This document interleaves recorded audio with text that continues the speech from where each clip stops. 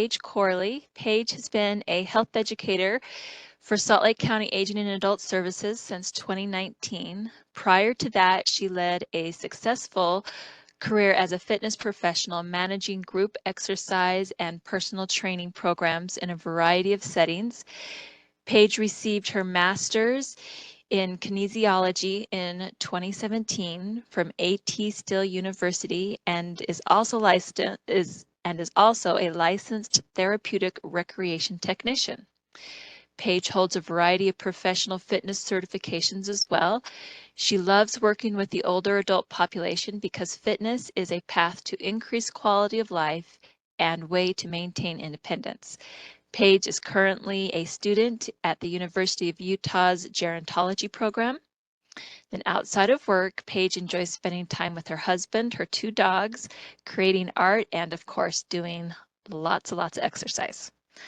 So we're so glad you're here with us, Paige, and I will turn the time over to you. Thanks, Annie. Appreciate it. And thanks to everybody who is here to talk about or to hear about sarcopenia. Sarcopenia? Sarcopenia. Sarcopenia is what it's called. Sometimes I call it sarcopenia, but that's not really what it's called. It's called sarcopenia. I'm going to share my screen with you real quick. And I might turn this PowerPoint off every once in a while. Sometimes I like for the focus to not be completely on the oh yeah, here we go, on the PowerPoint.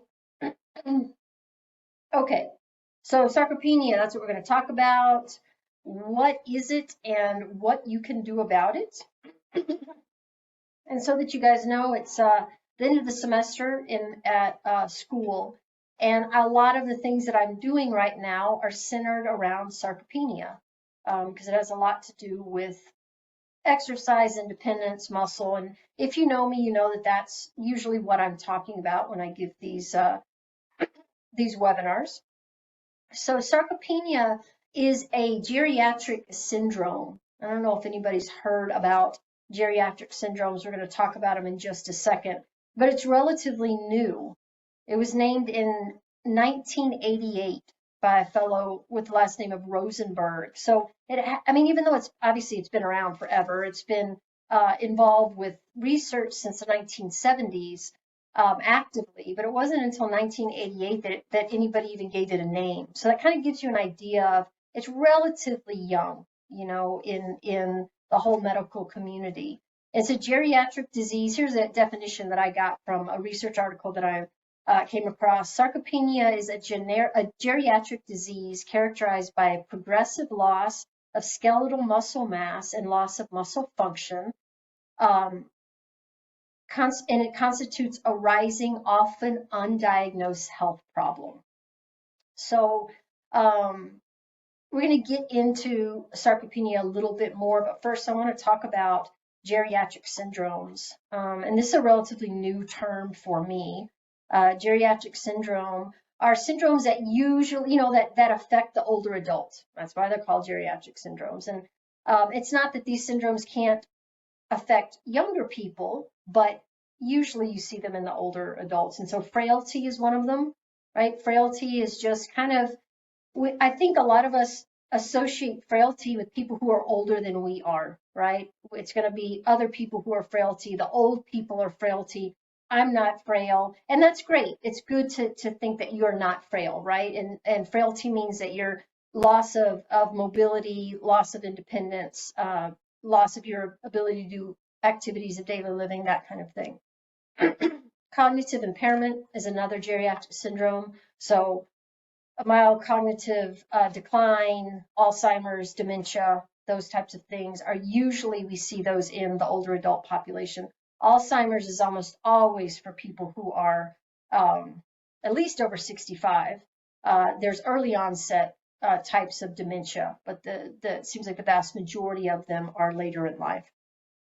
Polypharmacy is another one. I was just talking to my mom about this, and that's when you're taking lots of different, not just prescription medications, but also herbal supplements, protein supplements, anything that you're putting into your body that especially is in a pill form, or in a powder form that's not in a food form, those can interact with other drugs, and people don't realize that. And usually, when the older we get, the more prescription meds we're on, the more over-the-counter meds we're on, and we don't realize how often there are drug interactions.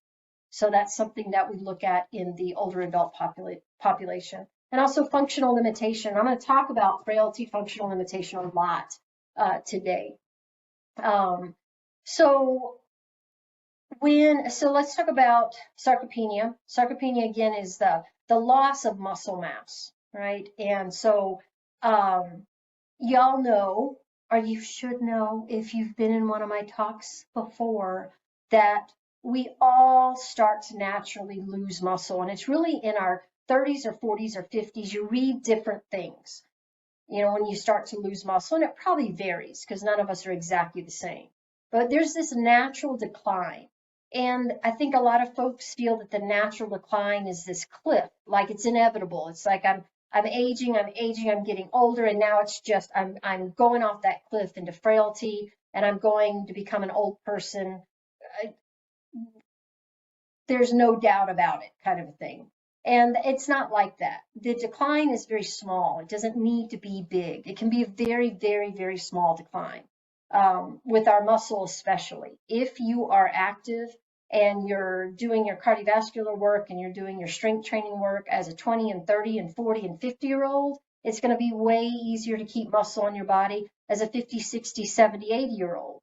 But the reality is, if you're in your 70s and you get ill, like really ill, and you are sedentary for 3 months, you are going to experience an extreme loss of muscle mass, because that gradual loss just speeds up with sedentary behavior. And again, sedentary behavior doesn't mean laziness. You could be sitting at your desk curing cancer. You're still being sedentary. So please remember, I never ever want you to confuse sedentary with lazy. But I do want you to understand that sedentary does have a negative effect on your body, whether you're curing cancer or whether you're watching The Bachelor, right? It affects your body the same. So the older we get, the more susceptible we are to that extreme muscle loss, and the bigger of a consequence it has on our bodies as we age. So it's just because I'm in my 50s and I work out and I have a lot of muscle, that doesn't mean I can just forget about it and I don't have to worry about it in my 60s or 70s or 80s. I still need to continue being active and still doing exercise. So how is sarcopenia diagnosed? And this is a toughie. Remember, I'm doing a whole report on this, and it's super confusing. Even the medical community does not have a specific definition of what sarcopenia is. I mean, they have the definition of it's extreme loss of muscle mass, but they don't have the markers of it. So if you go into your doctor and you say, hey, doc, I'm having A, B, and C, the doctor isn't going to look into a book and see, here's A, B, and C, and these signify sarcopenia. That they really haven't come up with a specific definition that way. So it's hard to diagnose it. Plus, it often is present with other comorbidities, and we're going to get into that. But so if you go into your doctor and you suspect, hey, healthcare professional, I want to see what my muscle content is like, one way to do it is a DEXA scan. And I'm assuming many people on this call have heard of a DEXA scan, because that's how you get your bone mass density checked. So for people who are over 50, when do we start getting that checked? Probably at 50. For osteoporosis and osteopenia, a big way to do it now is the DEXA machine. And that's where you lay down, you're fully closed, and this x-ray machine just kind of scans your body. That same x-ray machine can look at how much muscle compared to body fat that you have on your body. And one of the things that older adults, and I'm going to say younger adults probably fit into this too, but especially older adults, is when we hear, hey, how much do you weigh? We think of one number. We think of the number that shows up when we step on a scale.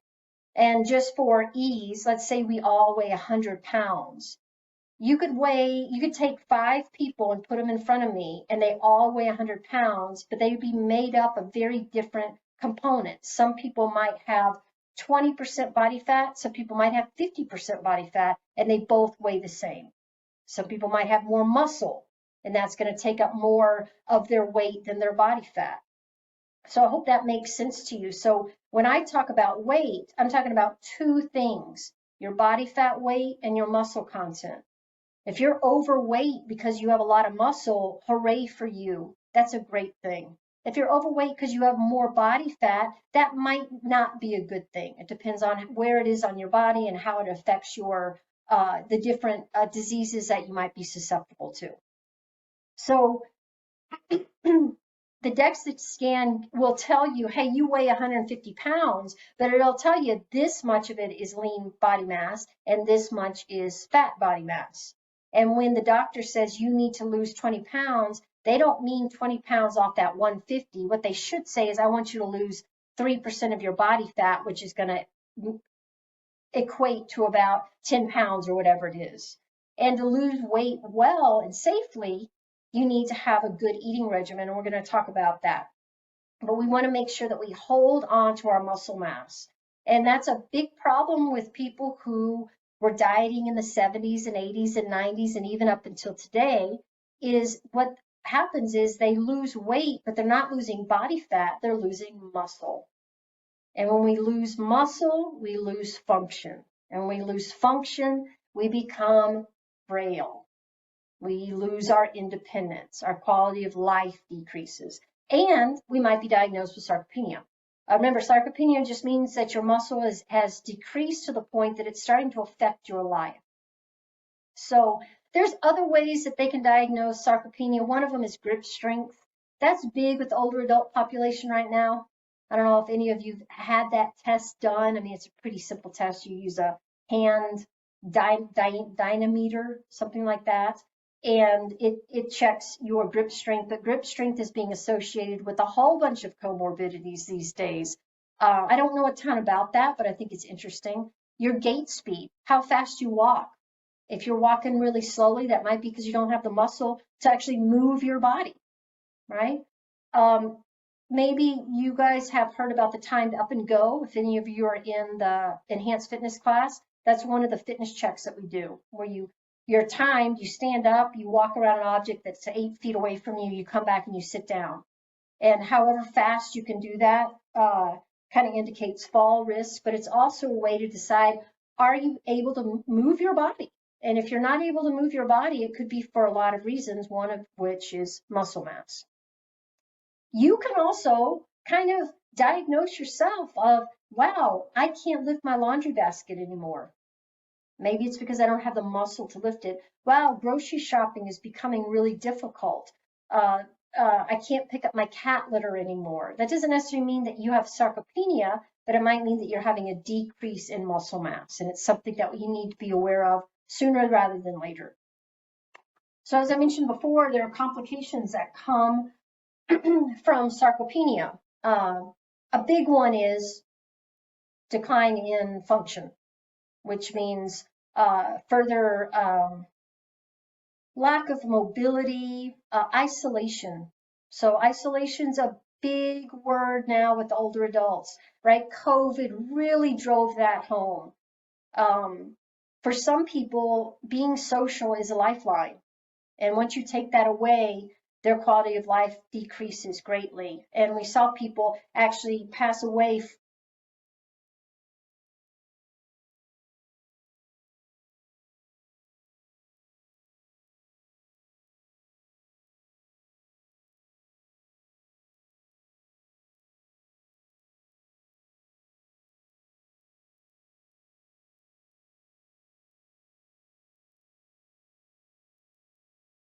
minutes, increased fall risk.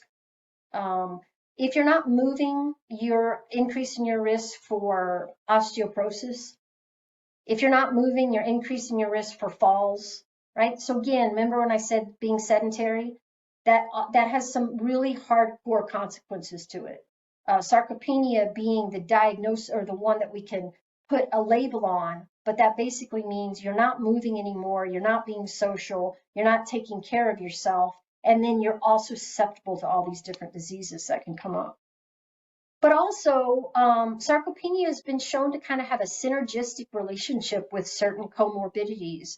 A couple of them that I've come across in different studies, type 2 diabetes.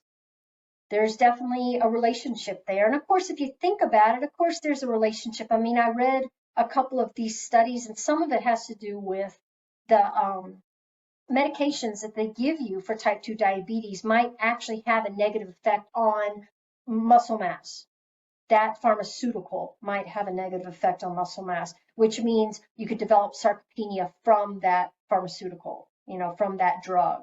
But if you think about type 2 diabetes, just as a disease that one might get, not type 1 diabetes, but type 2, probably from eating habits or exercise habits, or maybe it's in your family, right? So you're more susceptible to it genetically.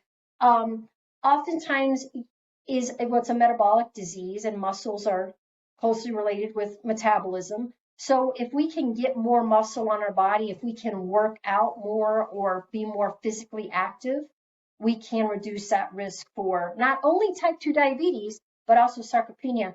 As a side note, I got to say this. I was reading in one of my stupid textbooks that I have that told me that they did studies on type 2 diabetes, and guess what had the better effect between exercise and nutrition combined, and pharmaceutical? Yes, exercise and nutrition. You are correct. Isn't that amazing? You know me, I'll always plug those things when I can. So you can kind of see how type 2 diabetes and sarcopenia can get along. It's like, oh, great. You don't want to move, or you don't feel good, or you're not eating foods that are good for you. Guess what? I'm going to take advantage of this, and my muscle is going to decrease. And they just kind of feed off of each other. Plus, you add in the pharmaceuticals for type 2 diabetes that might have a negative effect on your muscle mass, and it's kind of like a perfect storm. There's COPD. So there's lots of links to that, and most likely that could become from pharmaceutical too. But what happens when people get pulmonary disease? They don't move a lot. So what happens when you don't move a lot? You lose muscle, right? So that's kind of the connection that goes on there. And also, one that isn't quite as easy to come up with is obesity. So obesity is a disease, as we know, and you can be obese and also have sarcopenia. As I described, I might have somebody in front of me who weighs 100 pounds, but they have very, very, very low muscle mass and very, very high body fat content. So technically they're obese, they have 35% body fat, which makes it even more important for them to have good muscle because they're having to move extra weight around, right, on their joints and on their bones and all of those things. So there's actually a term called sarcopenic obesity. And that's people who are obese and actually have sarcopenia. And I bet you, this is not from research, but I bet you part of that is from trying to lose weight and thinking about the whole number rather than breaking it down into body fat and lean muscle mass, right? So we might see that on a show like The Biggest Loser, when all they were looking at is how much weight you're losing as opposed to how much body fat you might be losing. All right, so we kind of talked about frailty and loss of independence already. As we grow older, the things that we want to hang on to is our independence, our ability to function. And when I say function, I mean activities of daily living, bathing, dressing yourself, toileting yourself. I can't think of the other ones, but they're very basic, right? And then we also want to be able to go to the grocery store, go visit with friends. Maybe you want to travel. I don't know what's important to you, but as we age, we want to hang on to those as much as possible. And we start to see that sarcopenia and that frailty come together. That's when we start to see our lives kind of change because we're not able to be as functional as we once were or as we want to be. So if you're over 60 and especially if you're a female, because females, we don't have the testosterone to hold on to muscle like men do, but definitely men too. If you fear that you've lost muscle mass, maybe you've had an illness, a prolonged illness, or maybe you've broken a bone, or maybe you've, even if it's something positive, like you went on a 6 week long travel trip and you just weren't active at all during that. I don't know what kind of travels like that, but could happen. That might be something that you want.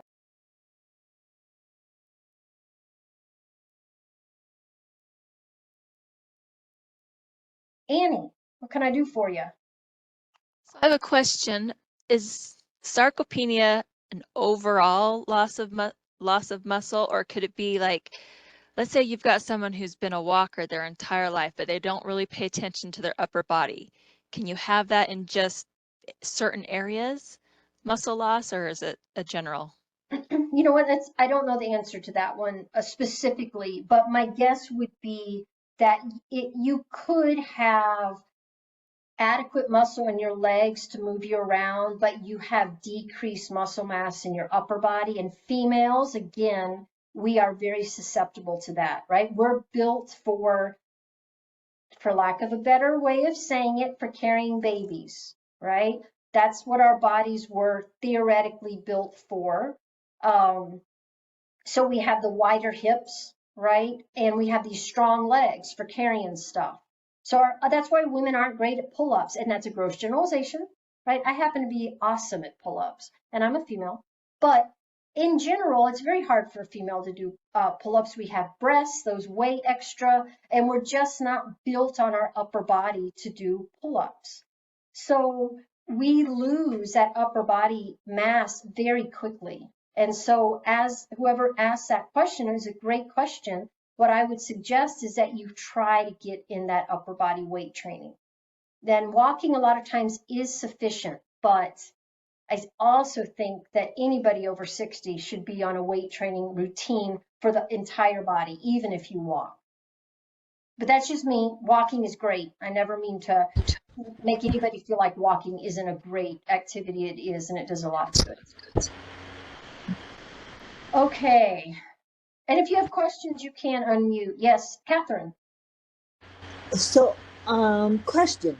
I just had a DEXA scan done, and yesterday, and one doctor has already responded to the report telling me the percentage of something, but saying that I now have osteoporosis. And there's not been any mention of muscle. So is that something I need to be asking about? Absolutely, Catherine. First of all, you know what? We can do stuff about that osteoporosis diagnosis. All right. You can, it has been shown that weightlifting, that walking and all of that, and also there's also pharmaceuticals, obviously, that you can take. But that is something that you can do something about through exercise, or at least help through exercise. But Catherine, what I would do is call them back and say, hey, in that DEXA scan, did they give, is there any way that you can see what my lean body mass compared to my body fat mass is? Is there any way that you can do that? Okay, thank you. Yeah, because they are the same machine. Now, I happen to have a friend whose husband is a radiologist. So the place that they owned had one of those machines, and that's how I got mine done. And I don't know if they actually looked at my bones and everything else, or if it was a separate scan. But it's worth asking that question. Absolutely. You need to have a body scan to, I think we all need to have one after age 50 or something, to establish a basis for any future testing to see what has happened. So yeah, and we should do that. I mean, I'm all about that kind of testing to give us baseline. Baseline is really important. And again, our baseline, it's not that we're not going to change off that baseline, but it just gives us an idea of, is it changing too quick, or is this changing, and is there something I can do about that? So yeah, those body scans are good if your insurance will pay for them, or if you can get them done. Absolutely. So yeah, Thank you. being proactive, and that's part of it, right? Be proactive. Go in, talk to your doctor. Say, hey, this is something I'm worried about. Is there something that can be done about this? And if your doctor says, no, you're not at risk for this, I would press them and say, that's not what I've heard. So why are you saying that? Or what about a grip test, a grip strength test? Can you give me something like that? Or in my osteoporosis test, can I also get the DEXA scan for muscle? So yeah, push those doctors a little bit. And not to say your doctor won't, but push them. So treatments for sarcopenia, why do I keep saying it wrong? Sarcopenia. You're not going to like it. You're not going to like what the treatment is, everybody, but you know what it is because I'm giving this talk. Yes, it is exercise. And I'm not even lying. There's not really a pharmaceutical intervention for it, right? If there was a pharmaceutical intervention for building muscle, I wouldn't have a job, right? Everybody would just be taking that drug. Exercise. And I know when I say exercise, I get lots of different reactions. I know for many people, the word exercise conjures up feelings of athleticism or being an athlete. And it's very quick to say, well, I'm not an athlete, so I don't need to exercise. For older adults, especially, exercise was not, for a long time, it wasn't presented as something that the masses do. It definitely wasn't presented as something females do. It's barely getting to where females, like, it's okay to have muscle. So if you get a little aware of what your reaction is to that word, what your aversions are to it, and let's talk about it. Send me something in the chat or send me an email so that we can get rid of some of those myths surrounding exercise, because the reality is physical activity is, oh my, I want to say it is the magic bullet. Nobody will say that. I'd love to say it. In everything that I read, in all the treatment plans for all the diseases and all the comorbidities, exercise is in the treatment plan. So it might not be the cure, but it is absolutely part of that treatment plan for whatever you're experiencing. From depression to cancer to diabetes, right? All of those kind of things. And exercise means walking. It means cardiovascular exercise. And it also specifically means strength training. So a lot of people, I'm not going to say older people, a lot of people might do cardiovascular. They might go to the gym and they might walk or get on the elliptical or get on the bike. And that is great. I think that's wonderful. But we have to start to fold in strength training. We need to put stress on our bones. We are able to build muscle in our 60s, 70s, 80s, 90s, even if we've never been fit. The body is an amazing thing. So that excuse of, well, I'm a female and I'm 85, it's not going to fly with me. That doesn't mean anything to me, except maybe I'll be nicer to you for a while, maybe. I don't know. I know that underdosing an older adult by handing an older adult a 1 pound weight when I know they buy a gallon of milk, that's doing them harm. I need to prep that older adult to live the life they want to live. And guess what? Life is heavy. Laundry is heavy. Groceries are heavy. Grandkids are heavy. Dogs and cats are heavy. It's not a light life.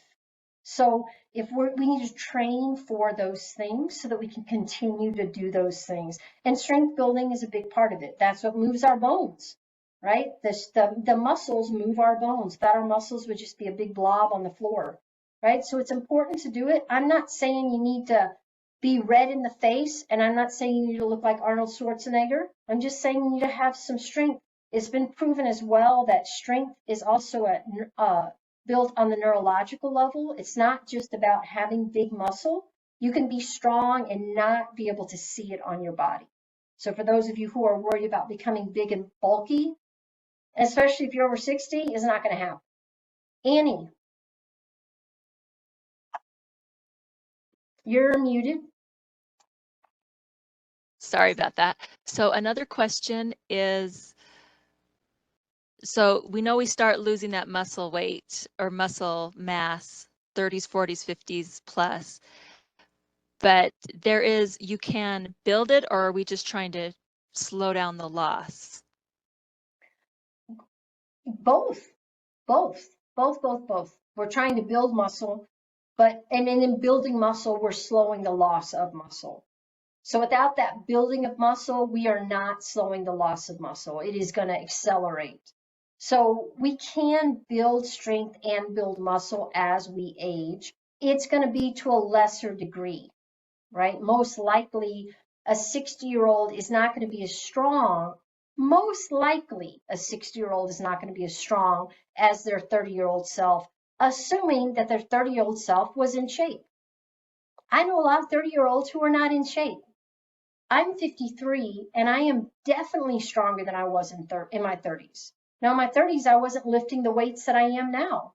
So it's hard to compare, but I know I'm not on any sort of decline at this point in my life. But I know it's going to happen, but it's going to happen at a very small rate because I'm building muscle. I'm slowing that decline. So I always use that. If y'all can see my hand, and I'm going to stop sharing here for a second. If I have, this is, us, and then as we age, it starts to decline, and people think it's kind of like this, like, oh, 40, 50, up, 60, oh, yeah, life's over. No, if we do things to help mitigate that decline, we can help decline it. I mean, we can help ease it so that we can make it to 90, and we've only lost a small amount. Whereas if we're not constantly popping it up, look what happens. If our efforts get less and less, that decline goes quicker and quicker. So we're kind of doing both, building muscle and also negating the loss of muscle. Excellent point there. Okay, so I'm almost done here. So exercise is part of the big thing of what we can do. It's not the only thing. And yep, I kind of went over this. You hate exercise, you don't like it, well, move your body. Live an unsedentary life, live an active life. I know some of you are not going to go out and lift weights. That's okay. Get up off of the couch. Take a moment from whatever is important to you that requires sedentary behavior. Again, I'm not saying it's laziness. I don't care if it's sitting with your grandkid. You need to leave the baby in their little thing and get up and walk around, right? You need to care for yourself. It's super, super important to do this. So find a way, find a value. A lot of times exercise, people don't want to do it because maybe it's assigned to something they don't care about, like how they look.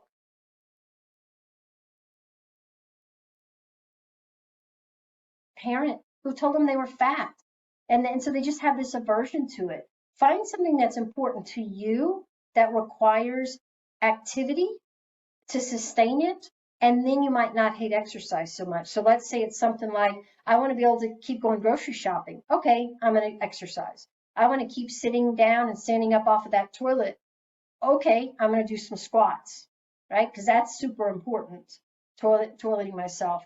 And furthermore, nutrition, right? That is absolutely a part of it. We can exercise a lot, and if we're not giving our body the nutrition that it needs, that exercise is not a waste, but it's definitely not used to the extent that it could be. And I know y'all have heard it. We've all heard it. Protein with the older adult. And there's a lot of hard parts with that protein. Yes, as a blanket statement, most humans need to increase their protein. I don't even think this is an older adult problem. I think that younger people have a problem getting protein in. So if you're already protein deficient in your 30s, you think it's going to get better as you become 40, 50, 60, 70, and then what is that decline going to look like? But as we age, because muscle becomes so important, protein does become more important. Now, high protein diets can cause some issues as well. So you do need to talk to your healthcare provider, or better, a registered dietitian. Go to a registered dietitian, take in all your more comorbidities, take in all of your pharmaceuticals, and lay it on the table and be like, hey, help me out here. And that person should be able to take in all that information and decide what amount of protein is going to be usable by your body without there being some negative effects to it. And if you're basically healthy, the protein shouldn't cause an issue. But there's diseases that you might have that aren't necessarily a representation of lifestyle choices that might have a negative effect with protein. So again, make sure you talk to your healthcare provider. Most of us can increase our protein now and still not be where we're supposed to be. That's just the reality of it. But let's not forget about complex carbohydrates. Anybody who says carbs, don't say it. Don't use that word, because that's telling me you don't know the difference between a simple carb and a complex carb. They're very, very, very different. Tell me sugar. Just say it. Just say we need to decrease our sugars. Don't blame it on carbs, because guess what simple carbohydrates are? Sugar. That's what it boils down to.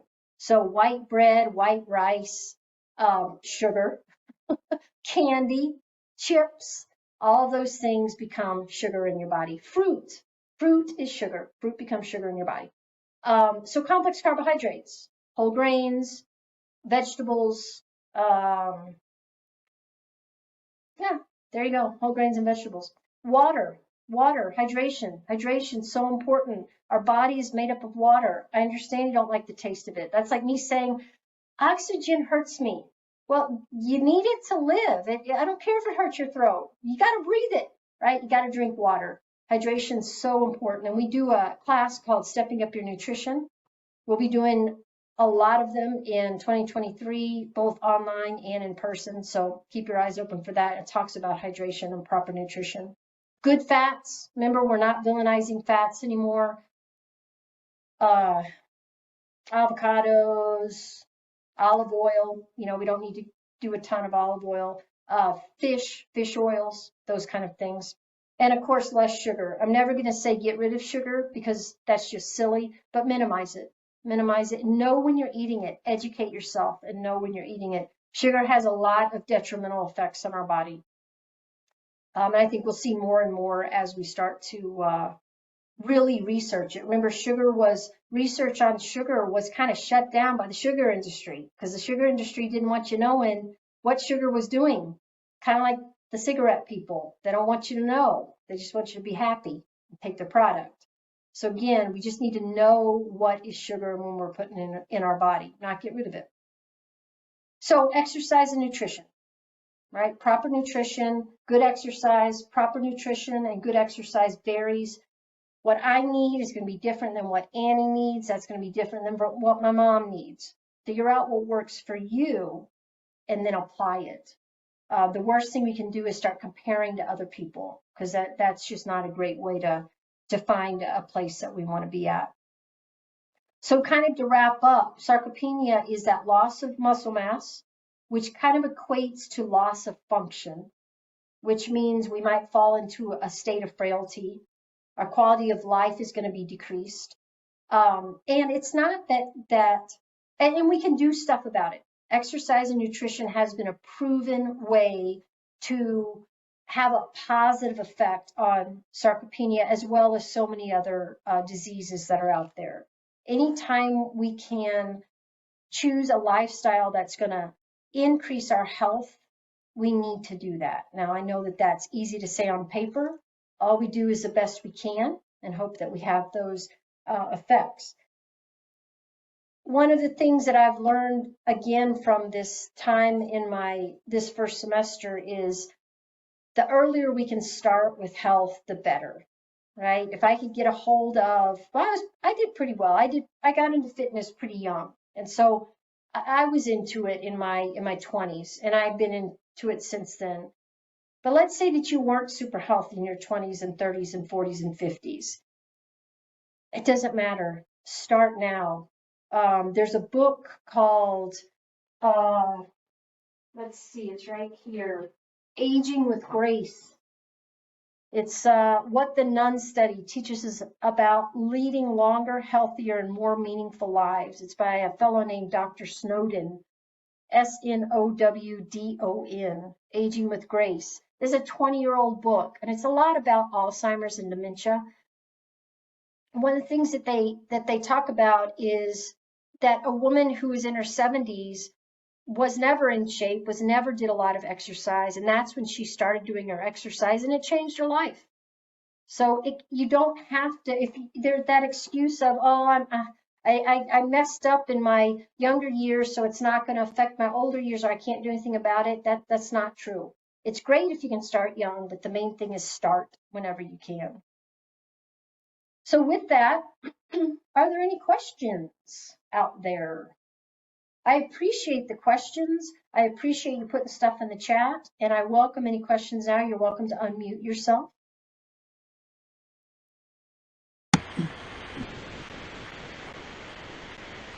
Go ahead, Catherine. Have you heard the term furniture walking? I haven't. What is it? Well, apparently it's something that older people typically do, that they're walking through their house and touching out for all the furniture.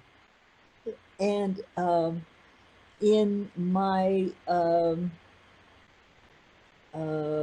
aging mastery class, it was mentioned this morning and said to be bad, but there wasn't any solution offered.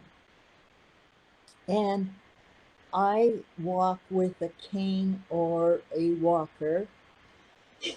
And after hearing that, then I noticed I was doing it. If I was trying to cross the room without the cane or the walker, it was just reaching out to maybe have a feeling of security. And so I wondered if you had heard that and if you could offer any advice on that. Yes, I can. First of all, sometimes we need security, right? I mean, we just do. The fear of falling is real. And if you experience it, I do have, I understand that I have fear of falling on ice because I've fallen. I hit my head and it hurt. And so when I walk on ice, I wish there was furniture around for me to lean on. So for one, I think it's something that we have to accept. Hey, this might be part of my deal right now because I'd rather be furniture walking than falling. With that, of course, there's something you can do, and that is you can look at polypharmacy. Why are you off balance? Do you know why you're off balance? Is it something that just kind of happened? Are you having some drug interaction that might be causing it? And if not, let's look at some exercises that might be able to help you. I think we've all, if you haven't heard, supposedly Tai Chi is a great thing. Ooh, all right, we got a whiteboard up. That's fun. Oh, man. Dang it, Stella. I always want to learn how to do those whiteboards. That's okay. That's okay. Um, uh, you can do, like Tai Chi. So Tai Chi for arthritis and falls prevention. I'm teaching it right now. It's a new program, and one of the things that I really like about it is it teaches us weight transfer. And so sometimes just learning how to transfer your weight can restore some of the confidence that you have in your body to move, to ambulate, right? To move down the hall. So you can take classes like that. You can buy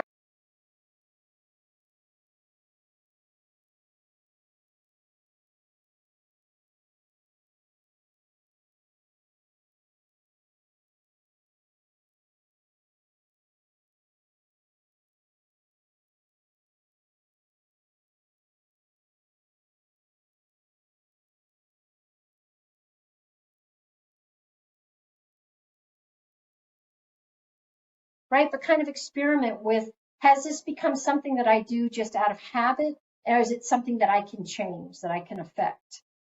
But again, the fear of falling is a real thing, and it does hurt when we fall. So, uh, and also, making sure that your walkways are clear, making sure that everything's well lit, so you can actually see where you're going. Make sure that you get your eyeglasses checked so that you can actually see. I mean, all those things have an effect on our fear of falling. I know that's not a great answer, but that's what I got for you, Catherine. Thank you. Yeah. Let's see. Joan, that's my mom. She said that Medicare will pay for a DEXA scan every 24 months. And Mom, have you ever gotten where they do the muscle versus body fat? You,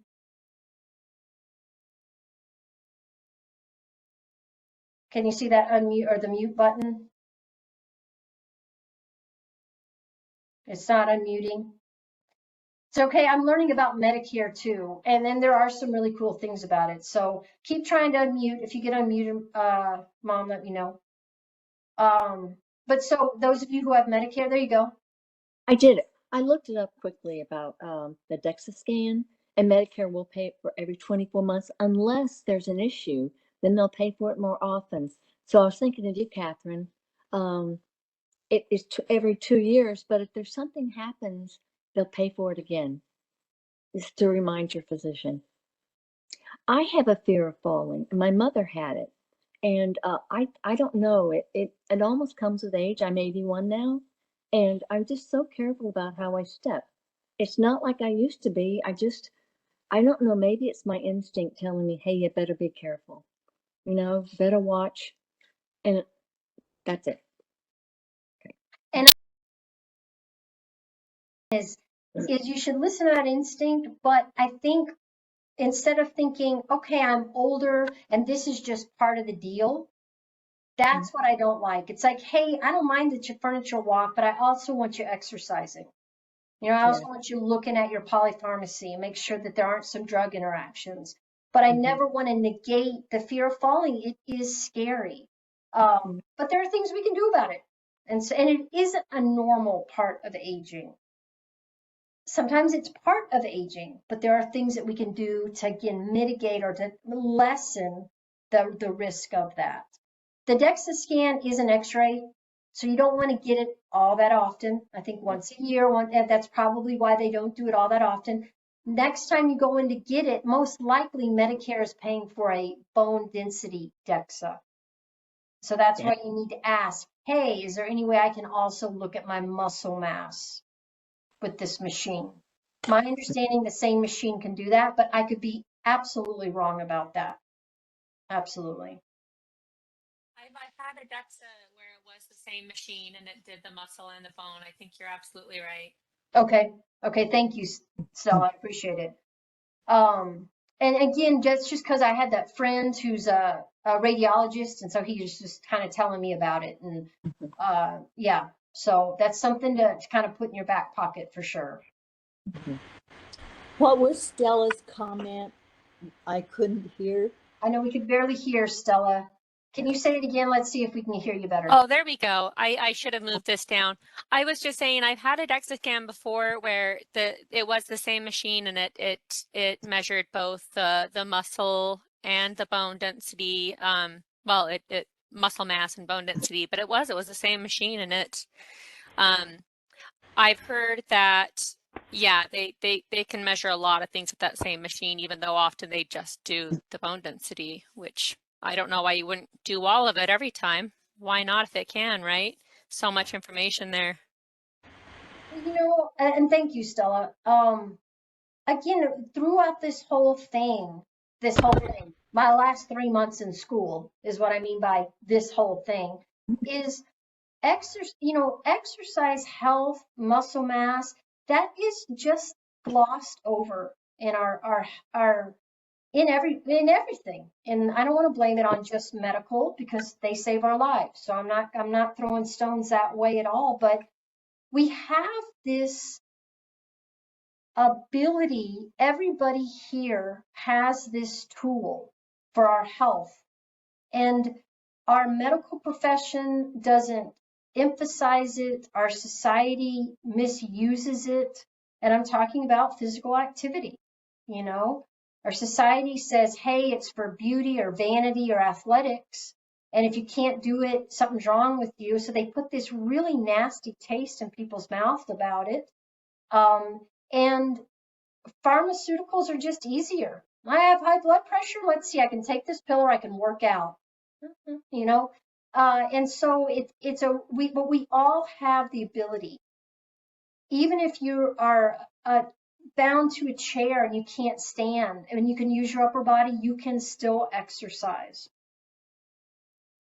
right? You can still do things.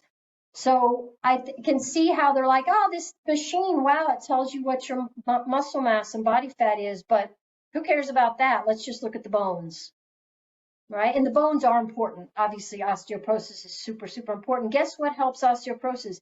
Exercise, nutrition, right? Not saying that it cures it, but guess what? It can. You can reverse, especially osteopenia. And not everybody, but a lot of people. It depends on why you have it. Some people have genetically predisposed osteoporosis different than sedentary osteoporosis. So, yeah. Any other thoughts? Hey, Paige, I did want to mention, Yeah. Lynn wrote in the comments, if you are furniture walking, you should probably do balance exercises and use of a cane or a walker for stability even in your house. And then she says, especially weight-bearing exercises.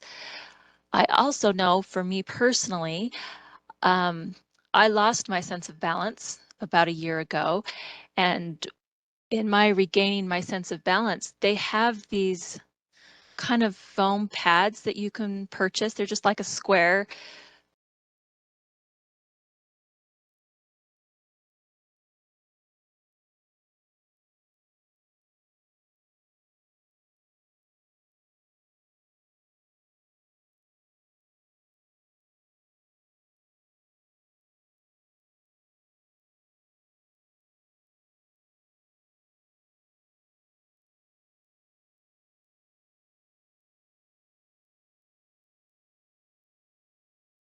So just doing any kind of balancing style exercises would probably be something to put on that exercise list as well.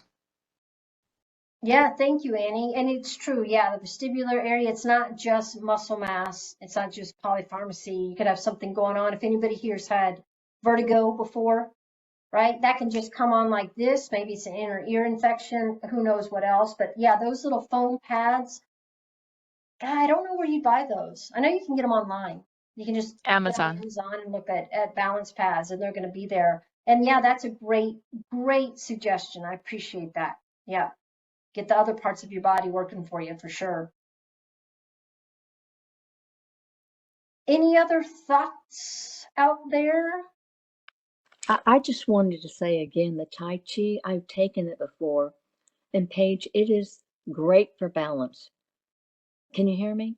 It's Yeah. great for balance. And that transfer, I probably need to take it again, but I took it for about a year and it was just fabulous. I wish it was so easy to do now as it was then, because I was going to the VA every day and I was able to take those classes. So I want to put in another yay for Tai Chi. It's really great. It is. It is. Yeah. The Tai Chi is kind of it's a great way to get back in touch with your body and get back in touch with weight transfer. And of course, we'll be offering it at a variety of different centers in the new year. So those of you who are local to Salt Lake, we're offering Tai Chi online starting in January, and we're also, offering it in person. Many of the senior centers have ongoing Tai Chi classes, and it might not speak to you. So let's say somebody told me, hey, the cure is yoga. Yeah, that's not going to work. I don't like yoga. I'm not going to do yoga. So if you're thinking, why I don't like Tai Chi, find something else that will work for you. Hopefully these presentations, I want the message to be there's hope. There's things you can do. You have these tools in your toolbox. It's not about how if you've lost some of your function or you've lost some of your independence, that life is over. That's not it. Work with what you have, use those tools that you have to maintain what you have for as long as you can. And if you lose something, then you pop down and you figure out what you can do with what you have there. Because we're all going to experience these things that affect our livelihood, some by our own choice and some not. So hopefully you got a little bit of hope. And then next week, we have How to Age in Place Successfully. That's our Tuesday at 2. Learn about federally funded programs that enable aging in place for income qualifying homeowners in Salt Lake County. Yay, Salt Lake County. We also discuss emergency home repair services and home modifications that help prevent falls and remove physical barriers from aging in place. So it's a new buzzword with old folks, right? Let's stay in our house. Not everybody wants to stay in their house. Maybe you want to move to an assisted living type situation. Great. But the main thing is now this is an option for you if you want it to be an option, right? It's all about doing what is best for you and what you can do. Also in the chat, there is a little link that Suzanne just put in there. That's going to be the last thing in the chat. The chat's a little cartoon bubble icon that's at the bottom or top of your screen. If you are so inclined, please take that survey. We're trying to keep our Healthy at Home webinars going. Today we have pretty good attendance, which is great. Thank you all for being here. But sometimes we don't, even though we have a super awesome speaker and a great topic. And so what we're trying to do is figure out how can we use these Healthy at Home webinars to benefit you all the best. So if you, again, have the time and inclination and ability to take this survey, please do just click on the link. It'll take you to that survey. You don't need to put in any information that you don't want to. And that will just help us make sure we're using these webinars in the best way we can.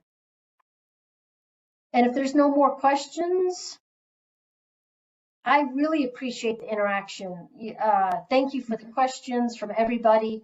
It just helps add a little more substance to these things.